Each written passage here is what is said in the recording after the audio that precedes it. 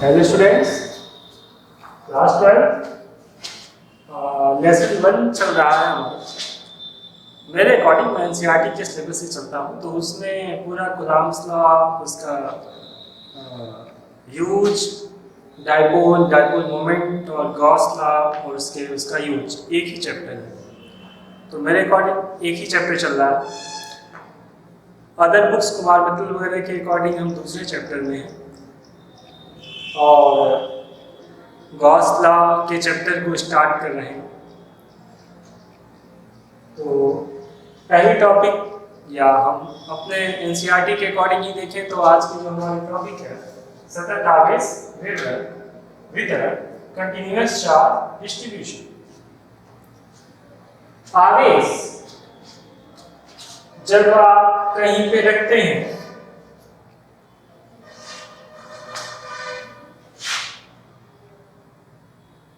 आवेशों का एक समूह, एक आवेश का मतलब एक इलेक्ट्रॉन या एक प्रोटॉन नहीं, आवेशों का एक समूह हो, इलेक्ट्रॉनों का एक समूह हो, प्रोटॉनों का एक समूह हो, आप उसे कहीं रखते हैं तो वो एक स्थान पे भी रह सकता है या वितरित हो सकता है। जैसे मान लीजिए हमें 10 इलेक्ट्रॉन एक प्लेट ली, प्लेट का मतलब जैसे हम आप प्लेट में गुलाब जामुन रखते हैं वैसी बात नहीं है कि एक ही जगह रहेंगे। प्लेट का मतलब यहाँ कोई लोहे या किसी धातु की कोई सीट है, उसको हम प्लेट कह रहे हैं। प्लेट लिया, उसमें मान लीजिए आपने किसी बिंदु पे 10 इलेक्ट्रॉन रख दिए, तो अब वो 10 इलेक्ट्रॉन और इलेक्ट्रॉन के बीच में प्रतिकर्षण होगा, तो वो एक ही स्थान पे रहे ऐसा जरूरी नहीं है। तो वो क्या हो सकते हैं, अलग अलग दूरियों पे वितरित हो जाएंगे, फैल जाएंगे। तो वितरित हो सकते हैं, दो स्थितियां हो सकती हैं। एक तो मान लीजिए कि यदि धातु की प्लेट एकदम समान है, सभी भौतिक राशियां, भौतिक परिस्थितियां समान है, तो जो आवेश का वितरण हुआ वो एक समान होगा। जैसे मान लीजिए एक क्षेत्रफल है, तो उसमें आवेश इस तरीके से वितरित हुए एक समान रूप से। जरूरी नहीं है ऐसा हो, बस आपको समझाने के लिए फिगर बना रहा हूं। तो इसे हम कह सकते हैं कि हाँ, एक सीक्वेंस में एक समान रूप से वितरित है। एक ऐसा भी हो सकता है कि नहीं, रैंडम हो, कहीं भी कोई आवेश ऐसे ऐसे ये कोई कहीं भी कुछ भी ऐसे, तो ये तो असमान हो गया। कहीं ज्यादा है, कहीं घनत्व बहुत ज्यादा है, कहीं बिल्कुल नहीं है, तो ये क्या हो गया, असमान वितरण हो गया। यदि हम मान लीजिए कोई एक तार है, तार पे भी वितरण ऐसे हो सकता है कि 1 सेंटीमीटर की दूरी पे आवेश हो तो एक समान है, जबकि ऐसा भी हो सकता है कि कहीं पे बहुत ज्यादा हो, कहीं 1 सेंटीमीटर पे बहुत ज्यादा हो और फिर पता चला कुछ दूर तक है ही नहीं। तो इसको हम क्या कह देंगे, असमान वितरण। तो जो असमान वितरण होता है उसको डील करना कठिन होता है, वो हमारे सिलेबस का भी हिस्सा नहीं है। तो हमारे सिलेबस का हिस्सा क्या है, आवेशों का सतत विवरण या सतत आवेश विवरण, कंटिन्यूअस चार्ज डिस्ट्रीब्यूशन, एक मैटर में हो और सतत हो। सतत का मतलब टूटे ना, जो सीरीज चल रही है वो टूटे ना, ठीक है। मतलब ऐसा ये 1 सेंटीमीटर पे है या कुछ छोटी छोटी दूरियों पे है तो वो बना रहे, उसका प्रभाव बना रहे। ऐसा नहीं है कि यहाँ से यहाँ तक आवेश है और फिर 1 मीटर या 1 सेंटीमीटर तक कोई आवेश नहीं है, वो सीक्वेंस टूट गया, उसका प्रभाव टूट गया, ऐसा नहीं होना चाहिए। तो ऐसी परिस्थितियों को हम कहते हैं आवेश विवरण की। ऐसी परिस्थितियां सतत आवेश विवरण कहलाती हैं। इंपॉर्टेंट टॉपिक है, पूछ दिया जाता है कभी कभी इसके कुछ हिस्सों को, और गॉस लॉ यूज करने के लिए भी काफी इंपॉर्टेंट है। तो सतत आवेश विवरण, पहले तो इसकी डेफिनेशन लिख सकते हैं। हम लिखेंगे किसी रेखा, क्षेत्रफल अथवा आयतन में आवेशों के निर्बाध तथा सारणिक विवरण को सतत आवेश विवरण कहते हैं। कहीं कहीं सिस्टमेटिक सारणी के लिए सिस्टमेटिक वर्ड भी यूज किया जा सकता है। तो नीचे देखिए, सतत आवेश विवरण 3 प्रकार के होते हैं, जिनमें पहला है सतत रेखीय आवेश विवरण या केवल रैखिक आवेश वितरण, ठीक है, linear charge distribution, linear charge distribution, जिसे हम लिखते हैं लैम्ब्डा से। किससे लिखते हैं? ग्रीक भाषा के अक्षर लैम्ब्डा से। मान लीजिए कोई एक तार है, जरूरी नहीं सीधा हो, टेढ़ा भी हो सकता है, और उस पे आवेश क्या है? वितरित है। उस पे धनात्मक या ऋणात्मक मान लीजिए वो क्या है? ये तार आवेशित है, ठीक है, और हमें इसका आवेश घनत्व ज्ञात करना है, या माफ करें आवेश वितरण या आवेश घनत्व। रैखिक आवेश वितरण को मापने के लिए हम जिस राशि लैम्ब्डा को लिखते हैं, वास्तव में उसे हम रैखिक आवेश घनत्व भी कहते हैं, ठीक है। तो यदि कोई तार, किसी तार पे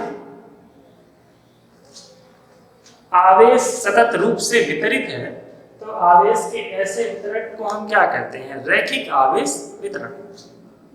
और इस स्थिति में आवेश जो घनत्व होता है उसे हम कहते हैं रैखिक आवेश घनत्व।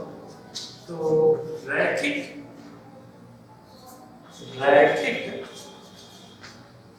आवेश घनत्व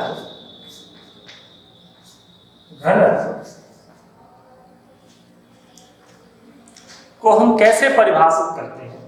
हम कहते हैं कि एकांक लंबाई में उपस्थित आवेशों की मात्रा को हम क्या कहते हैं? रैखिक आवेश घनत्व। तो आप हेडिंग डाल दिए हैं रैखिक आवेश वितरण, इसमें लिख लें पहले, नहीं तो कंफ्यूज हो जाएंगे। लिखिए कि यदि वैद्युत आवेश किसी तार या रैखिक संरचना पर समान रूप से वितरित हैं, तो आवेश वितरण रैखिक आवेश वितरण कहलाता है। पूर्णविराम, पैराग्राफ बदल दीजिए। लिखिए, इस परिस्थिति में आवेश घनत्व को रैखिक आवेश घनत्व कहते हैं, जिसे लैम्ब्डा से निरूपित करते हैं। नीचे पैराग्राफ में लिखे हैं,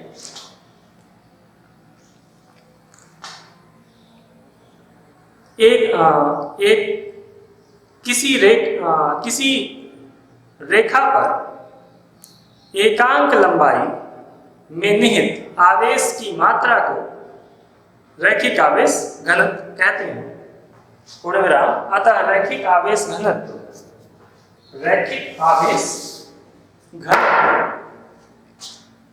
लैम्ब्डा बराबर, मान लीजिए हम एकांक निकालना हो तो उसके लिए आप क्या करिए? कोई एक हिस्सा ले लीजिए। मान लीजिए पूरे तार की लंबाई L है, ये हिस्सा L1 है, ये हिस्सा लंबाई L2 है। यहाँ पे लंबाई L1, यहाँ पे लंबाई L2, और बीच की लंबाई क्या है? डेल्टा है, L2 माइनस L1। और यहाँ जो पूरा आवेश कुछ है, कैपिटल Q है, और इस बीच का जो यहाँ से यहाँ तक का जो आवेश है वो क्या है? डेल्टा Q है। तो लैम्ब्डा को हम कैसे परिभाषित करते हैं? Delta Q by delta L। ठीक है, आसान है। इसी प्रकार यदि आवेश एक लंबाई में ना वितरित होके किसी क्षेत्रफल में वितरित हो, तो ये क्षेत्रफल है जिसमें आवेश क्या है? एक समान रूप से वितरित है, तो ऐसे आवेश वितरण को हम क्या कहते हैं? पृष्ठीय आवेश घनत्व, या आवेश वितरण को हम कहते हैं पृष्ठीय आवेश वितरण और आवेश घनत्व को क्या कहते हैं? पृष्ठीय आवेश घनत्व, जिसे हम ग्रीक माला के ही अक्षर सिग्मा से निरूपित करते हैं और सिग्मा को परिभाषित करते हैं कि एकांक, ऐसे परिभाषित करते हैं कि सतत पृष्ठीय आवेश वितरण की स्थिति में पृष्ठीय आवेश घनत्व एकांक क्षेत्रफल में निहित आवेश की मात्रा के बराबर होता है।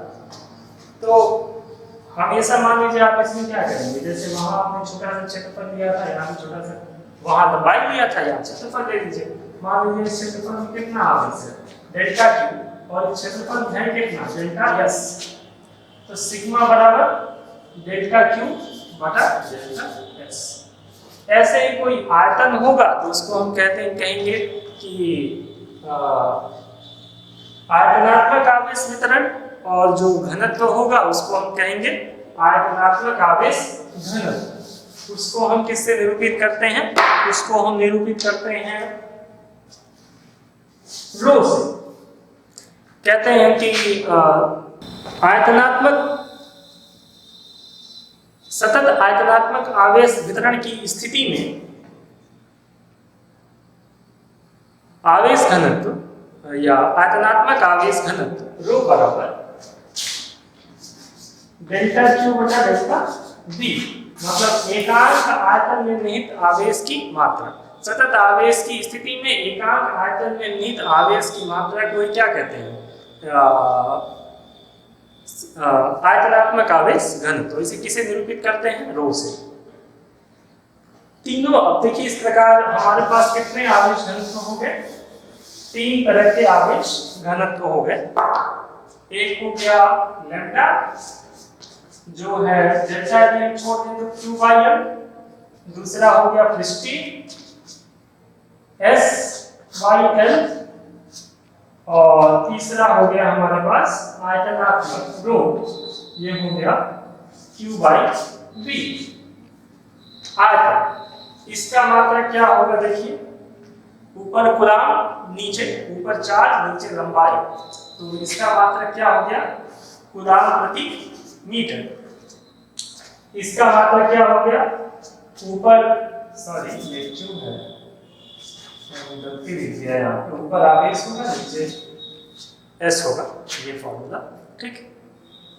तो ऊपर आवेश है, आवेश का मात्रक कूलाम, और नीचे क्षेत्रफल है, तो क्षेत्रफल का मात्रक मीटर स्क्वायर। इसी प्रकार यहाँ पे देखें तो ऊपर आवेश है तो कूलाम, और नीचे आयतन है, आयतन का मात्रक मीटर क्यूब। तीनों के मात्रक हो गए। यदि तीनों की हमें विमाएं देखनी है तो आप कूलाम की विमा जानते हैं, कैसे निकालते हैं देख लीजिए, आपको पता भी होगा। Q बराबर क्या होता है? IT। I का होता है एम्पियर और T का होता है टाइम, टाइम का T। तो Q का क्या होता है? AT। तो इसकी विमा क्या होगी? AT बाई मीटर, ये नट M द्रव्यमान नहीं है, लंबाई है, तो यह, तो क्या हो गया? L-1T8, ठीक है। इसी तरह यदि आप इसका लिखना चाहें तो इसका भी लिख लीजिए। C का क्या होगा? AT, और नीचे दूरी के लिए L2, तो A, सबसे पहले आप L लिखते हैं, L2 L-2 T A, ठीक है। और इसी प्रकार आप Q के लिए भी लिख सकते हैं, AT Q का हो गया, और L3 के लिए L3 हो गया, तो क्या हो गया? L-3 T A, ठीक है। ये तीनों की विमाएं हैं।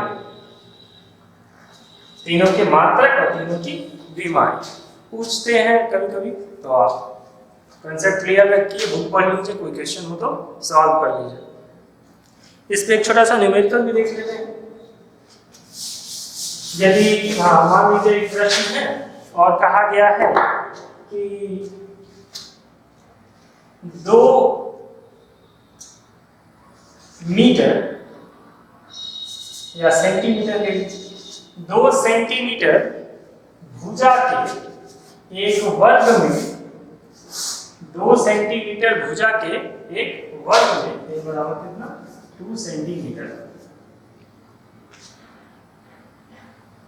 100 कूलाम आवेश स्थित है, तो क्षेत्रफल आवेश घनत्व का मान ज्ञात करें। तो क्षेत्रफल आवेश घनत्व क्या होता है? Q बाई ए एरिया, जिसे आप S स्क्वायर कहते हैं, S कहते हैं, ठीक है। तो Q कितना है? 100 कूलाम। यदि मान लो माइक्रो कूलाम में हो, यदि मान लो क्या माइक्रो कूलाम में हो तो किस में बदल दोगे? कूलाम में। तो कूलाम में बदलने के लिए क्या करोगे? 10 पे घात -6 से गुणा कर दोगे, और नीचे S एरिया है, ये मीटर है, तो इसको किस में बदल दोगे? सेंटीमीटर में, तो 2 × 10 पे घात -2 मीटर। ये माइक्रो कूलाम में है, तो इसको कूलाम में कैसे बदलोगे? 100 × 10 पे घात -6 कूलाम। कूलाम बहुत बड़ा मात्रक होता है, इसीलिए हम माइक्रो कूलाम ही लेते हैं सामान्यतः। एरिया S बराबर क्या होता है? A × A, यानी A स्क्वायर, वर्ग का क्षेत्रफल भुजा का। तो 2 × 10⁻², इसका क्या करनी? वर्ग करनी। ऊपर क्या है? मात्रक। मात्रक के साथ साथ लिखते रहने से कंसेप्ट थोड़ा क्लियर होता है। तो ऊपर आपका कूलाम है और नीचे आपका मीटर स्क्वायर, क्षेत्रफल का मान। तो देखिए 2 0 कैंसिल हो गया, 10 पे घात -4, और यहाँ देखिए 2 दूना 4, 10 पे घात -4, ठीक है, कैंसिल हो गया। कितना? 1/4, 1/4